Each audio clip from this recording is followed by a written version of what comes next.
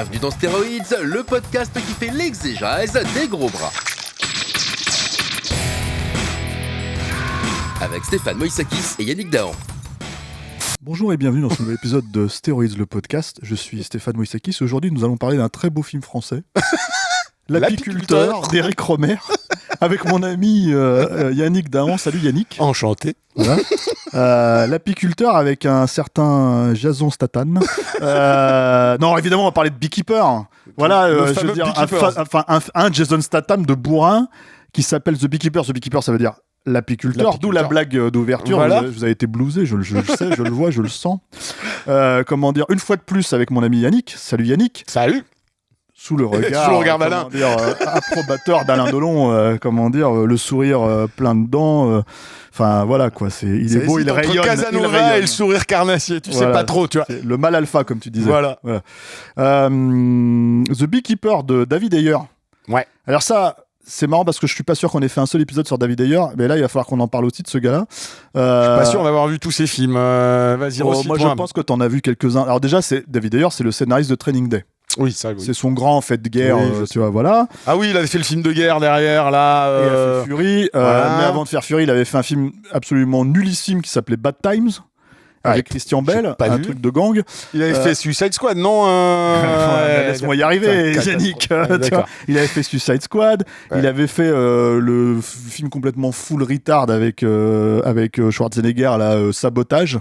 Oh putain. Mais qui était une purge, là. C'est 10 petits nègres. Pourtant, je kiffais la bande-annonce. Parce que la bande-annonce, j'avais envie de voir le film. 10 petits nègres avec Arnold et toute une squad de mecs qui se font massacrer, là. Ouais. Mais alors, vraiment, un des films les plus gogol que j'ai vu de ma vie. Hein. Oui, c'est débile. Voilà. Mais non, mais de toute façon, ce mec, je pense qu'il fait beaucoup des films débiles. Hein. Il a beau dire que le studio le massacre à chaque fois. Le massacre à chaque fois. Là, il y a un moment donné, il faut pas déconner, quoi. Il y a une constance. Une constance qui se, perpétue aujourd'hui dans la gogolitude. Moins que dans des précédents films. Ça s'appelle The Beekeeper. Donc, tu vois, l'apiculteur, tu vois. Et les mecs, ils essaient de te faire croire qu'en fait, c'est un nom de code. Tu vois, pour en fait des mecs qui sont encore plus forts que les Navy Seals et compagnie, etc. Et que les Navy Seals, c'est Jeremy Irons qui le dit dans le film, c'est des mauviettes à côté. Voilà. Donc, parce qu'ils sont seuls, en fait. Parce qu'en fait, contrairement toujours à la team de mecs qu'on sort de je ne sais pas où, qui sont de l'ombre et qui sont meilleurs que tout le monde, là, c'est l'unité ultime, mais c'est, grosso modo, t'en as un à chaque fois. Ouais, mais c'est l'escalade dans le truc, parce que on avait fait un très bel épisode sur The Most Wanted. Wanted, recherché mort ou vif avec Kenan Ivory Wayans il y a quelques années, Yannick, tu vois. Et en fait, ce film-là, c'était un film où c'était, je sais pas si c'était un Navy Seal ou je sais pas, mais il était tout seul aussi. Donc à un moment donné, tu vois, je veux dire, il faut pas. De toute façon, ils ont touché le bout des super ex-soldats, je sais pas quoi. Il faut créer des noms, faut créer des trucs, faut créer une mythologie. Alors le Beekeeper. Et donc le Beekeeper, en gros, tu vas me pitcher le film, tiens, puisque. Oh putain, non, là c'est chaud. Je l'ai vu la semaine dernière, j'ai déjà oublié. Le seul truc que je peux te dire, c'est que ce dont je me rappelle des Beekeepers, c'est que c'est en fait un peu les mecs ou les nanas, parce qu'à un moment donné, nous découvrons qu'il y a une beekeepeuse. En fait, qui ont même pas besoin que tu les actives ou quoi que ce soit. C'est quand ils sont même pas intégrés dans la traditionnelle chain of command. Et c'est genre si eux, d'eux-mêmes, considèrent que ça part en sucette dans le pays et qu'ils sont censés le défendre. Il faut protéger la ruche. Et qu'il faut protéger donc la ruche, c'est-à-dire le peuple américain. Ils peuvent prendre toutes les décisions qu'ils veulent, buter qui ils veulent, faire n'importe quoi de ce qu'ils veulent. On peut pas les arrêter, on peut pas les condamner, on peut pas rien faire. Et ils sont plus forts qu'une escouade entière de Navy Seals, voilà, tu vois. C'était une présentation dans le film digne de Steven Seagal. Mais vraiment, digne d'un Steven Seagal ou d'un John Wick, parce que en fait tout le truc c'est que en fait alors, le pitch du film, en gros, c'est effectivement, là, t'as résumé le Beekeeper, mais en l'occurrence, en fait, c'est l'histoire, en fait, d'une... Ça commence, ça s'ouvre sur une vieille femme qui est interprétée par, Phylicia Rashad, qui était la femme de Bill Cosby dans The Cosby Show. C'était elle, en fait. Je me rappelle même plus. Voilà. Et qui se fait arnaquer par un groupe de hackers qui lui pique tout son pognon. Voilà, et qui utilise un système, en fait, système d'algorithme, en fait, qui a été mis en place justement par le gouvernement américain pour justement traquer les terroristes. Et eux, en fait, ils l'ont détourné pour retrouver des gens et piller les gens, quoi. cette cette personne qui est une personne à qui tu donnerais le bon Dieu sans confession. Voilà, exactement. Merci Yannick, tu finis mes phrases. Cette personne-là, en fait, dépitée d'avoir perdu tout son pognon. Avant de dire ça, il faut quand même expliquer. Attends, je termine. Dépité d'avoir perdu son pognon, se fout une balle dans la tête. Mais, manque de bol, c'est la seule personne qui a été sympa avec le Beekeeper. Exactement. C'est avec le Beekeeper Jason Statham, tu vois. Parce qu'elle louait une partie de son terrain à Jason Statham pour qu'il élève ses abeilles. Mais parce qu'en fait, le Beekeeper, il élève aussi des abeilles. Non, mais là, tu vois, c'est le truc de Gogol. Ils ont tout mélangé. C'est comme un film tout mélangé, là. Un film de Gogol. Un film de Gogol écrit par Kurt Wimmer. Alors oui, ça m'a dit quelque chose quand bien sûr. Alors Kurt Wimmer, scénariste, alors là, attention, je remonte très loin. C'est pas Equilibrium, c'est pas. Si. Mais laissez-moi. C'est qui présente cette putain d'émission, bordel de merde? Vas-y. Tu vois, Alain Mercier qui commence à prendre la parole. Il y a Yannick machin. Laissez-moi terminer. On commence. Laissez-moi avoir mes petits effets. Mon petit effet, c'était de dire attention, il a participé au Thomas Crown de McTee et c'est littéralement son seul fait de gloire, si tu veux. Et il y a un grand réalisateur derrière. Parce que le truc, en fait, c'est que le mec ensuite, il a fait donc. Effectivement Equilibrium et là dans le genre Matrix Turbo Gogol nul à chier débile mental bon ça se posait assez là. Ça se posait quand même assez là. Ce qui veut dire que à ce niveau-là, bon, je veux dire, t'as quand même la réunion de deux cerveaux, quoi. Entre, t'as quand même David Ayer d'un côté, Kurt Wimmer, ça promettait, quoi. Tu vois, c'est les deux liquides dans Ayer 3, quoi. Tu les mets en même temps, c'est bien explosif, tu vois. Et donc, en fait, c'est là où tu te dis, bon, le Beekeeper, le mec, pour s'amuser, en fait, tu veux, il a une ruche et il fait. Non, parce qu'il est plus Beekeeper. Donc, mais il est Beekeeper quand même. Il est vraiment Beekeeper. Il est plus Beekeeper du gouvernement, mais il est Beekeeper pour de vrai. Alors voilà, il fait plus partie des Beekeepers, mais il est Beekeeper dans sa vraie vie après avoir pris sa retraite des Beekeepers du gouvernement. Voilà. Sauf qu'on prend jamais sa retraite, c'est ce qu'ils disent. Ouais. Dans le truc. Et puis là, parce que même quand il appelle... c'est pas du business, c'est personnel. Voilà. Là, quand il appelle une nana pour traquer un numéro, là, pour tracer un positionnement, la nana, elle fait, mais t'es plus en service. Et il fait, donne-moi le numéro. Elle fait, ok. Ouais, elle lui donne parce que de toute façon, il est toujours en service. C'est le Beekeeper. Voilà. Et donc, en fait, qu'est-ce qui se passe? La vengeance. C'est littéralement 3 minutes après. Il va en fait dans l'endroit qu'il a localisé, si tu veux. Il leur pète la gueule à tous, en fait, à tous ces enculés. Parce que c'est des gros bâtards, Alors, c'est le seul truc un tout petit peu, je trouve, connecté à la réalité. Parce que ça, il faut qu'on en parle un peu contextuellement du film. C'est un film qui est, je trouve, tout à fait étonnant. Non pas pour sa qualité, puisque moi personnellement je trouve que c'est un film de merde. On en parle parce que ça sort en vidéo chez nous, je veux dire, c'est sorti sur Amazon.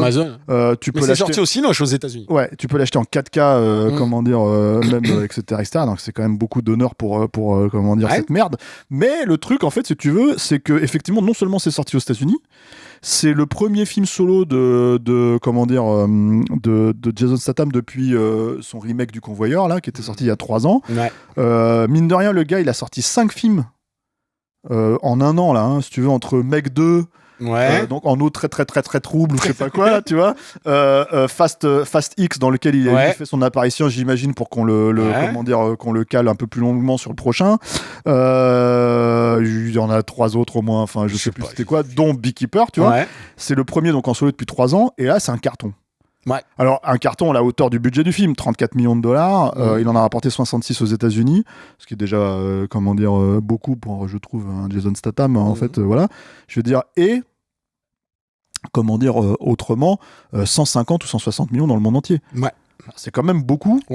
Tu te dis putain, ça te donne de l'espoir pour les Yakayo, comme tu dirais, tu vois. C'est ça. Je veux dire, ça peut sortir en salle, ça peut cartonner, on peut s'amuser, sauf que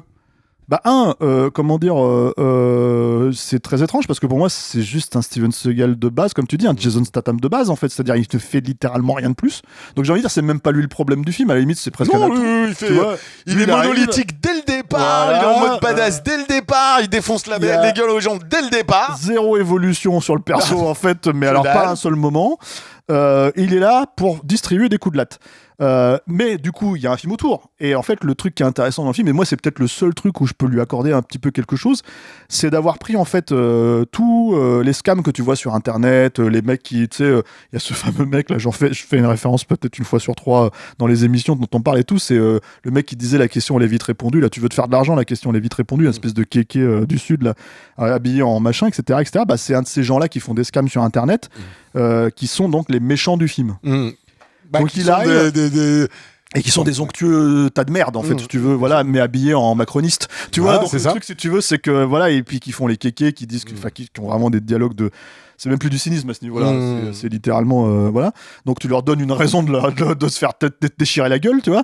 Et le truc en fait, si tu veux, c'est qu'il arrive, il les bute tous, il crame l'immeuble et tu dis bah il était pas mal ce court-métrage. C'est terminé. Ah non, c'est pas terminé, il y a tout un film derrière. Ouais. Et là tu fais oh putain. Alors mais qu'est-ce que vous allez raconter, tu vois? Mais c'est ça qui est marrant, moi alors, t'as dit beaucoup de choses. Ouais. Je sais pas. Mais c'est un film dense. Ouais, c'est le Furiosa de. Bah, honnêtement, moi je vais être honnête. Il y a deux choses. Il y a le film en lui-même et puis le ressenti qu'on en a eu et sans en parler, mais qui est corrélé aussi à la question que tu m'as dit à plusieurs reprises. C'est j'ai du mal à comprendre pourquoi ce film-là de Statham il cartonne alors que la plupart des précédents, les mécaniques de résurrection, voilà, où tout ça n'avait absolument pas marché. Alors moi je pense que j'ai une potentielle réponse qui ne correspond que ma grille de lecture. Hein. Mais en fait, moi, si tu veux, j'ai pas détesté le film pendant 40 minutes. Je l'ai pris pour ce que c'était. C'est-à-dire, je vais voir un Jason Statham, donc moi j'ai envie qu'il pète la gueule à des gens et qu'il soit badass. Bon, c'est ce qu'il y a exactement pendant 40 minutes et c'est plutôt cool. Et derrière, comme tu dis, ça se relance, mais t'es quand même sur un mec. Alors, je reprends dans l'ordre. Moi, je trouve que la première scène, elle est très chouette, en fait, avec la femme, la vieille grand-mère, qui est dans sa maison et qui se fait arnaquer en live. Et il prend du temps sur cette scène. Ça, c'est un truc que je trouve être malin, parce que il rend l'injustice que subit cette nana vraiment. Il appuie dessus, donc t'es. Ouais, enfin, ça pour appuyer, il appuie dessus. Le truc, si tu veux, c'est que au point de se foutre une balle, tu vois, déjà ça t'achètes pas. Bien sûr, bon, ça on le voit pas, mais c'est après. Mais la scène en elle-même. Où tu vois ces espèces de costards cravates, comme tu dis très justement, que je n'appellerai pas des macronistes, c'est trop leur faire d'honneur, que j'appellerai des macronards. Mais chacun son truc, enfin que j'appellerai. Non, je t'en prie. Que j'appellerai. Tu es à la maison. L'indigence globaliste actuelle, et qui sont ces gens de la tech, qui sont tous ces trucs-là, ils sont détestables, ils correspondent à peu près tout ce qu'une bonne partie de la population ne supporte plus de la perception de ce monde, c'est-à-dire que tout à travers ce virtuel, ce numérique, où on en arrive avec cynisme, sans aucun scrupule, à arnaquer tout le monde et à voler les pauvres gens, grosso modo. Et du coup, elle marche bien la scène quand même. Elle est plutôt bien montée, en crescendo, et t'as vraiment pour le coup de l'empathie pour cette vieille dame, parce que qui n'en aurait pas? Ou alors t'es vraiment un connard si t'as pas d'empathie pour cette pauvre nana. Et je trouvais que le simple fait de réussir cette scène-là, bah quelque part lui autorisait tout ce qu'il y avait derrière. Il t'a acheté 40 minutes de film. Mais il m'a acheté 40 minutes de film parce que derrière, t'as envie que d'une chose, c'est qui brûle ce monde-là, quoi. Et moi, j'étais même limite hyper content parce que on regardait de ces scènes-là. Moi, je me rappelle, j'étais là, je regardais avec ma femme et je lui dis bon. Pas mal la scène, ouais, t'as envie qu'il pète la gueule, et puis on se disait, c'est plutôt propre, production design, ça va, c'est joli, il y a une jolie lumière, bon, rien de particulier, mais non, mais au début, on se dit, dégueulasse, moi, le film, rien de particulier, mais rien de honteux non plus, et puis, comme tu le dis très justement, la scène, elle est finie, tu le vois prendre 2 barils d'essence, il arrive dans le QG où il y a les mecs, et il démonte tout le monde, je suis là, mortel, puis il refait ça avec un autre mec derrière, il le défonce, mortel. Et là où ça rip. Et je pense que indirectement, ça va répondre à ta question, pourquoi ce film ? Vas-y. Parce que, au bout d'un moment d'avoir remonté, il remonte la chaîne en fait des responsables. Donc si tu veux, il va taper les premiers mecs qui ont arnaqué la nana, puis ils vont se rendre compte qu'ils bossent pour un mec. Et au bout du bout, tu te rends compte que le salopard qui organise tout ça, c'est le fils de la présidente des États-Unis. Hillary Clinton.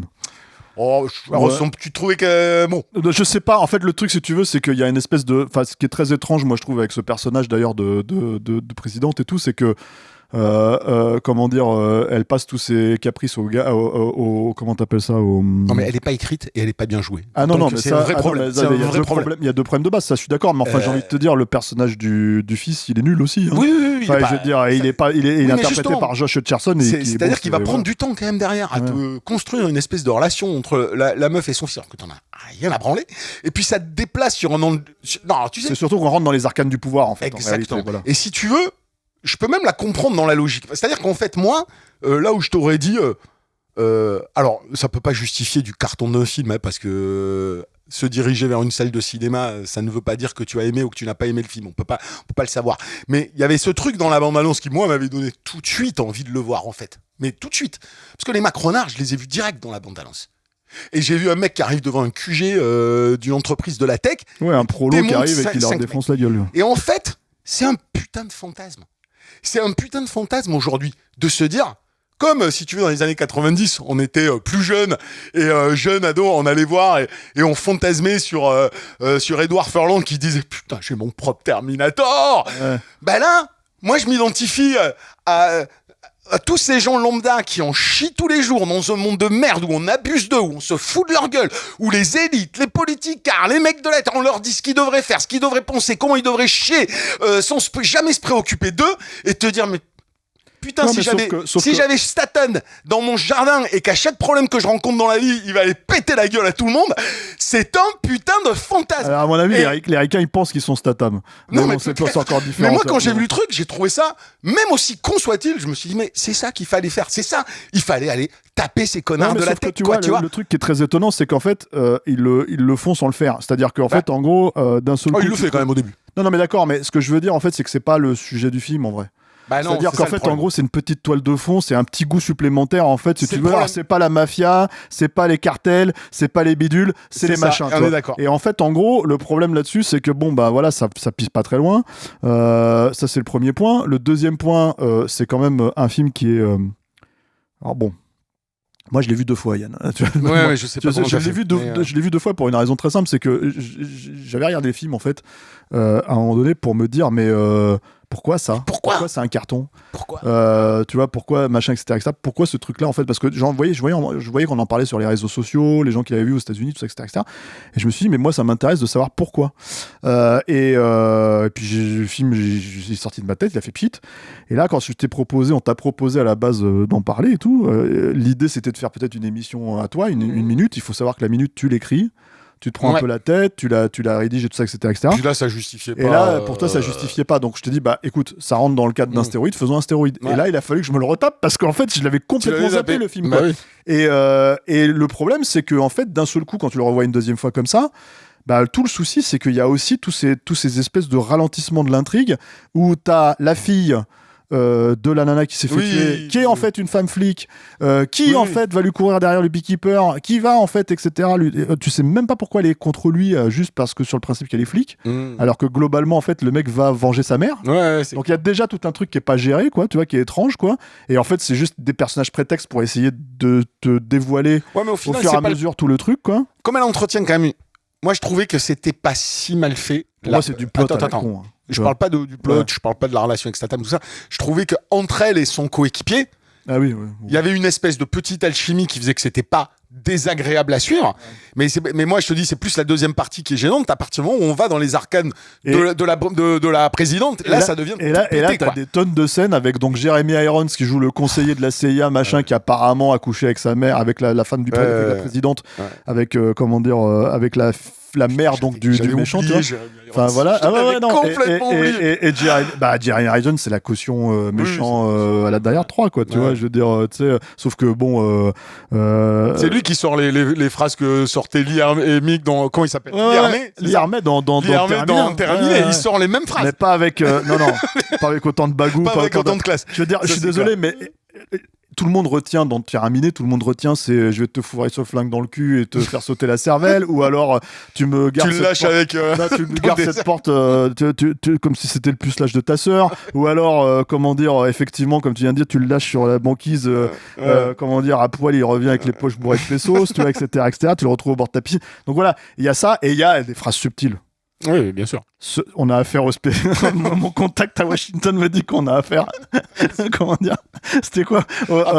Au maître et pas à l'élève, tu vois. Au maître et pas à l'élève. Et voilà, ce mec-là, s'il atteint la plateforme, on sautera tous. Moi, cette phrase, elle m'a toujours. S'il atteint la plateforme, on sautera tous. Tu vois, il n'y a pas de gros mots. Non, c'est classe. C'est l'alchimie parfaite de la punchline, tu vois, qui définit Steven. Voilà, c'est ça. Je veux dire, s'il atteint la plateforme, on sautera tous. Et à l'époque, il pouvait atteindre la plateforme, il n'avait pas encore pris trop de kilos. Tu vois, donc ça pouvait aller, il courait encore. Tu vois. Donc le truc, si tu veux, c'est qu'on savait ce que ça voulait dire, tu vois. Ouais. Mais là, c'est juste, vous êtes des mauviettes. Oui, voilà. Ça va pas beaucoup plus loin. Non, c'est un peu triste. C'est un peu triste. Et c'est tout le problème de ce film, moi j'ai envie de dire. Parce que même, si le film il était gonzo, gogol. C'est-à-dire que, regarde. Et puis c'est très déceptif dans la baston. Bah oui. T'as quand même un mec qui est quand même physique comme Statham, qui peut être. Il a 55 balais maintenant. Ouais, mais qui quand même est encore hyper shape, qui peut être d'une vénéritude. Et puis c'est aussi un parti pris de mise en scène pour rendre ça vraiment bon. Enfin, c'est-à-dire qu'à l'image, il y a rien à part lui qui fait l'effort. Le problème, c'est tu te rappelles, il y a une scène à un moment donné. Enfin, je veux dire, il y a baston et baston pour moi dans ce genre de film. Tu vois, c'est-à-dire qu'il y a en fait, si tu veux, les mecs qui tombent sur son pied et il y a lui qui distribue les coups de pied. Tu vois ce que je veux dire? Il y a une distinction entre les deux. C'est-à-dire que quand c'est Statham en fait qui envoyait des coups de tatane, etc., dans le transporteur, dans le bidule, machin, etc., tu te dis ok, là il avait 35 ans. Tu vois, moi, tu vois, allez, le baston, c'est ce qu'il y a de mieux dans le transporteur, c'est ce que t'es venu voir, tu vois. Et le truc, en fait, si tu veux, c'est que bah voilà, là, il envoie ses patates, il fait ses trucs, etc., il 4 mecs d'un coup. Mais là, il avait 30 ans. Ouais, c'est ça. 35. Ouais. Là, il en a 55. Donc, qu'est-ce qui se passe? Les mecs, ils arrivent avec leur flingue. Ils savent pas qu'il est au coin du truc. Et lui, au coin du truc, il attend. Il voit le flingue arriver. Il fait hop, comme ça, il retourne le gars, il le balance. Je dis pas qu'il est pas. Je veux dire, il est balèze. Hein, je dis pas le contraire. Mais il y a quand même une grosse distinction. Ouais. C'est-à-dire qu'en fait, il y a un truc aussi, c'est que tu dis c'est déceptif. C'est déceptif pour ça. C'est là, en fait, où tu te dis. C'est pas mis en valeur en mise en scène non plus. Non, mais voilà, tu lui mets des gogoles en face, quoi. C'est ça le problème. Tu vois. C'est ça. Et au jeu du gogol qu'on lui met en face, t'as quand même le turbo gogol à la fin, tu vois, qui est quand même l'espèce de gros bras là, tu vois, je veux dire, qui a un accent écossais ou je ne sais quoi, tu vois, qui a une coupe de douille mais pas permis, avec les cheveux blondins là, une espèce de grosse masse à qui il tire une balle dans la bouche, le mec n'en a rien à foutre. J'ai aucun souvenir de ça. Et c'est le mec. J'ai vu le film il y a une semaine. Voilà, je suis le seul mec qui a tué un beekeeper, mais j'ai eu de la chance. Tu vois, oui, je m'en rappelle. Et c'est un espèce de gros bovin là, tu vois. Qui a un accent improbable. Mais je me suis dit, mais d'où il sort ce mec?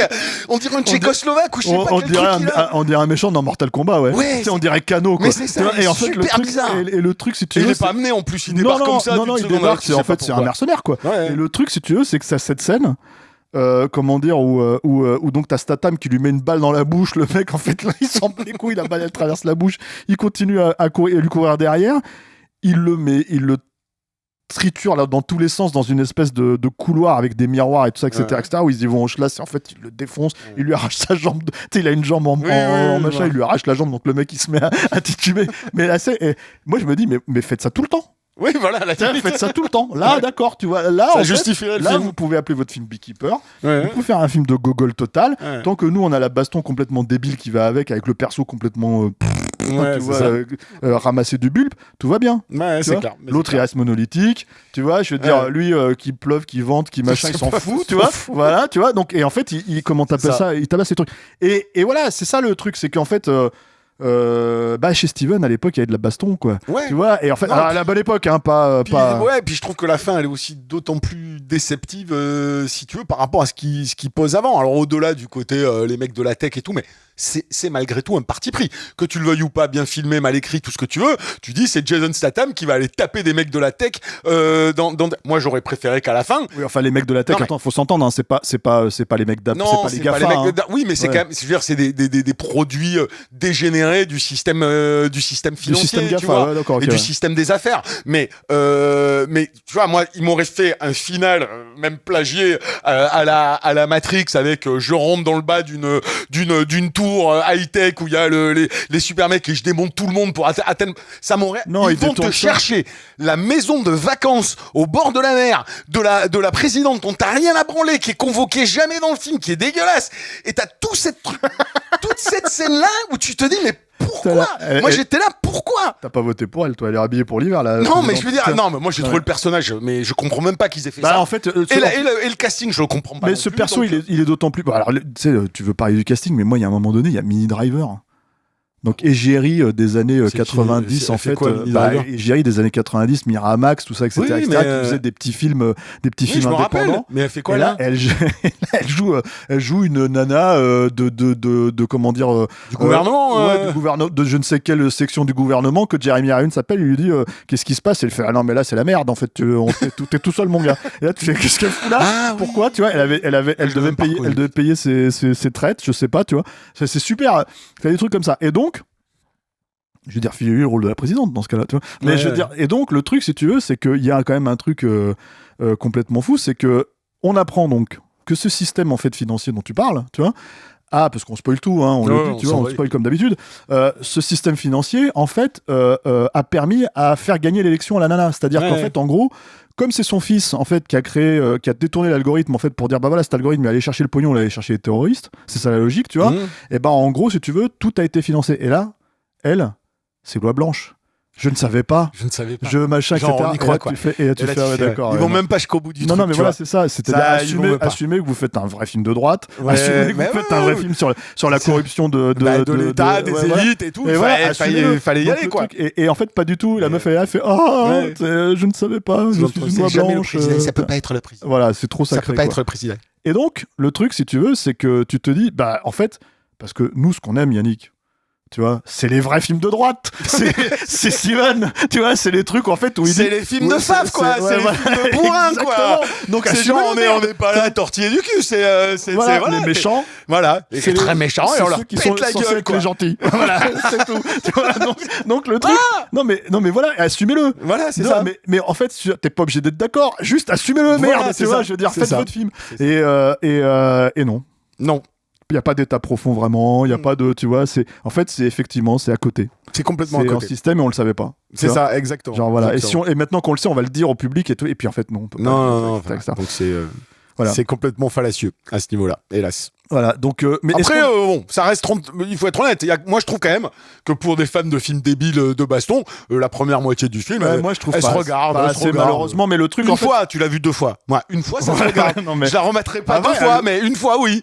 Le truc, si tu veux, c'est que voilà, il y avait effectivement pour moi ce questionnement absolu de pourquoi ce film plutôt qu'un autre, tu vois.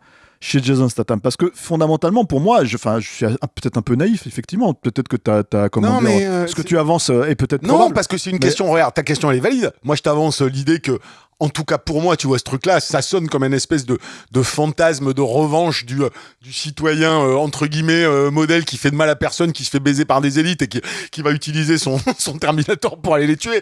Moi, ça me fait fantasmer. Mais je te donnerai l'exemple du dernier Gérard Butler, tu sais, le truc fait par le français. Plane. Bon, il sort au cinéma, il marche super bien le film et parce que tu sais comment il s'appelle le film, il s'appelle Plane. Oui, mais j'étais. Non, mais tu vois ce que je veux dire, il s'appelle. Tu vois, je veux dire, tu vois un film qui s'appelle Avion. Mais ce que je veux dire, c'est que c'est pareil. Au Québec, ça s'appelle Avion. C'est que moi, j'ai vu ce film-là, je me suis dit, pourquoi ce film-là sort aussi noche alors que les autres ils sortaient pas? Pourquoi celui-là marche alors que les autres GG ils marchent pas forcément tous? GG, il a, je ne sais pas pourquoi, il a une street cred en fait un petit peu au box-office américain.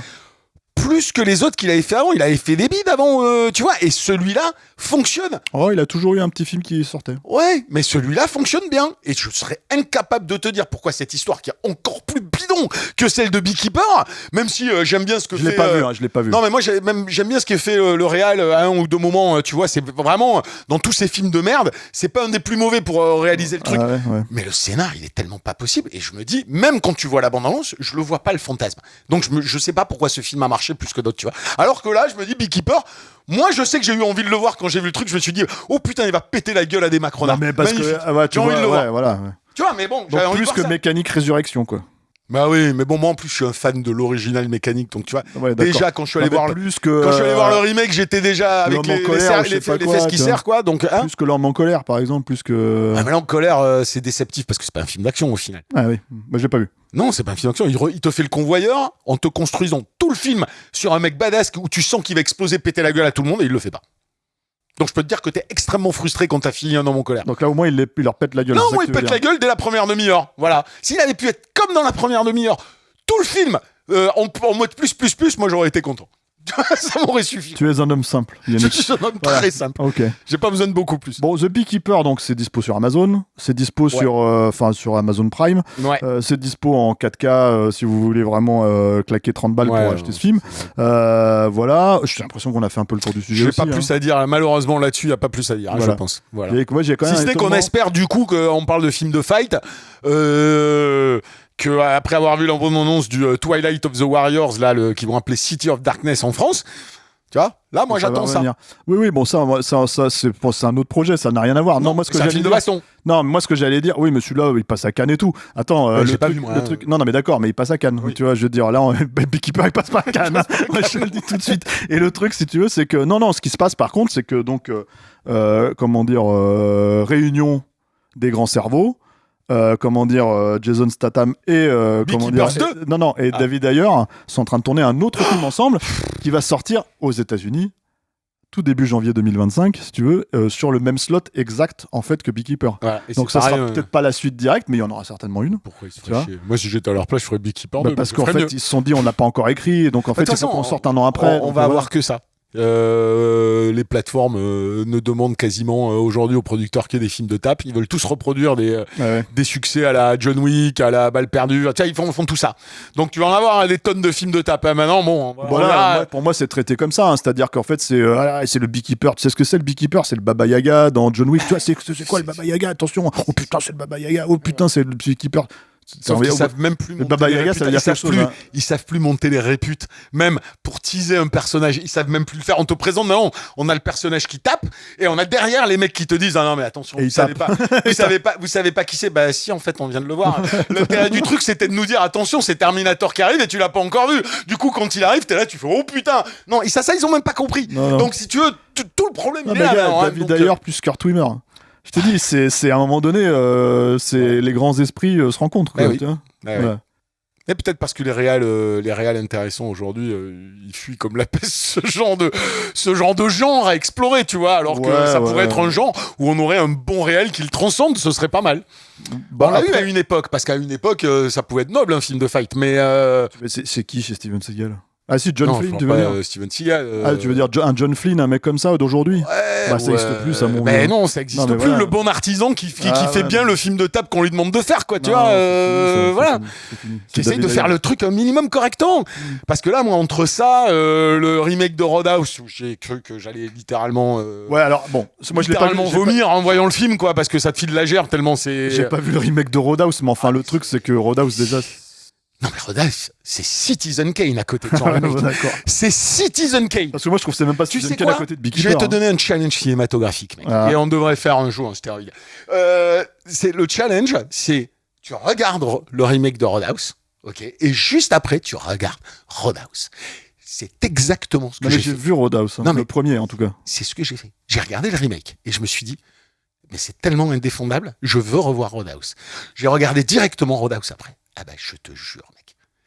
À l'époque, on dit c'est de la merde. Par rapport au niveau d'aujourd'hui, tu te dis, mais les mecs, ils savaient poser une caméra, ils savaient raconter une histoire, ils savaient présenter des persos, exposer des trucs, tu vois.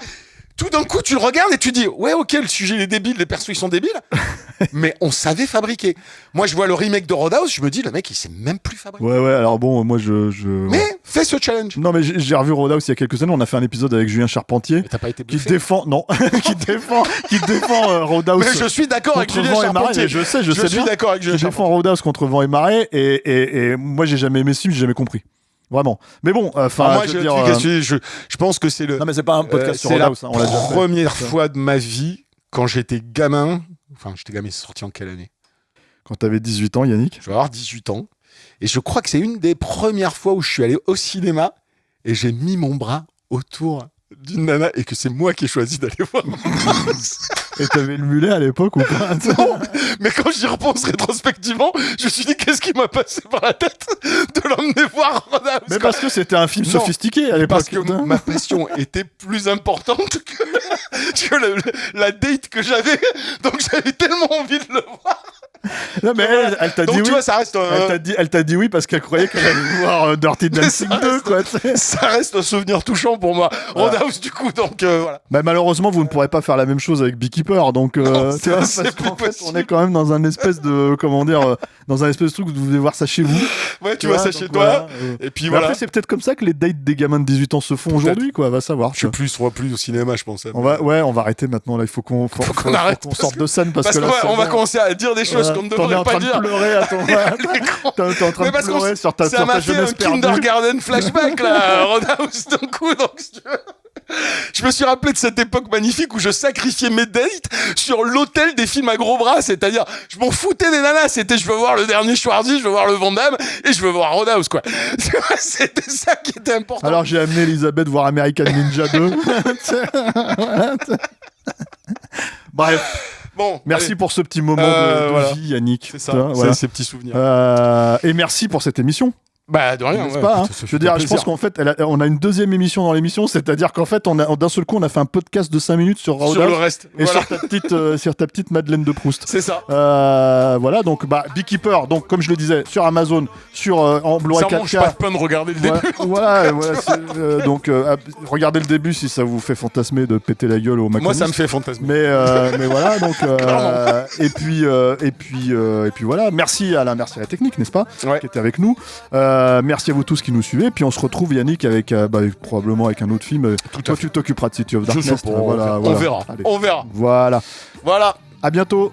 Salut. Brito. How many things I don't see for my life, it don't make me sleep. How many guys for my